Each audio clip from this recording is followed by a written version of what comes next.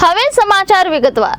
સુરતમાં એસએમસી કચેરીમાં સામાન્ય સભા અગાઉ વિરોધ થયો હતો। ટેડી બિયર સાથે વિરોધ પક્ષ આવ્યા હતા। ડેપ્યુટી મેયરની કરતૂતને લઈને વિરોધ પક્ષ દ્વારા વિરોધ કરવામાં આવ્યો હતો।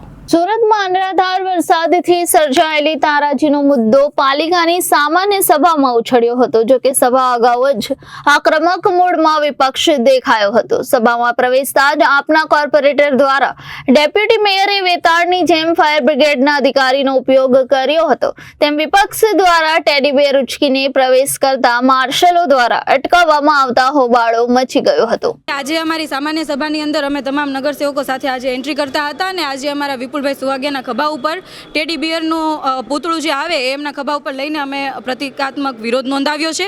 2 દિવસ પહેલાંની જે ઘટના બની હતી કે જેમાં 21 વર્ષનો યુવાને પોતાનો જીવ ગુમાવ્યો હતો આ તંત્ર અને શાસકોની બેદરકારીના કારણે, અને એ સમયે ત્યાં તપાસ માટે અને લોકોની સેવાના નાટક કરવા માટે આવેલા હતા ડેપ્યુટી મેયર બધા જ લોકો આવેલા હતા, પરંતુ ડેપ્યુટી મેયરે 2 ફૂટ કાદવ કીચડ જે હતો એને ઓળંગવા માટે સબ ફાયર ઓફિસરના ખભે ચડી ગયા હતા વેતાળની જેમ। તો આ કયા પ્રકારની સેવા હતી? તમે કયા પ્રકારના નાટકો કરો છો? આ સુરત શહેરની જનતા એવું ઈચ્છે છે કે તમે સેવા કરો, સેવા તમે જે બતાવો છો બોલો છો એ પ્રમાણેની સેવા કરો। એક બાજુ સુરત શહેરના લોકો ખાડીના ગંદા પાણીની અંદર લોકો જીવતા હતા, અઠવાડિયું એમાં જીવા છે, ખાડીપુરની અંદર બાળકોના મૃત્યુ થાય છે, અને બીજી બાજુ આ પ્રતિનિધિઓને ભારતીય જનતા પાર્ટીના પ્રતિનિધિઓને પોતાના કપડાં અને ચપ્પલ નહીં પડી છે।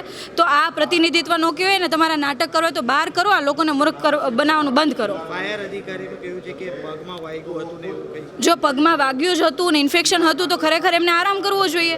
ત્યાં વચ્ચે આવવાની શું જરૂર હતી? ઇન્ફેક્શન તો બીજાને લાગી શકે છે, અને જે પ્રમાણે એમનું બતાવે છે શૂઝ પહેરેલા, સોક્સ પહેરેલા, બધું પહેરેલું છે, તો એમાં કોઈ ઇન્ફેક્શન હતું ને, તો ખોટા નાટકો હતા ને, લૂલો બચાવ હતો।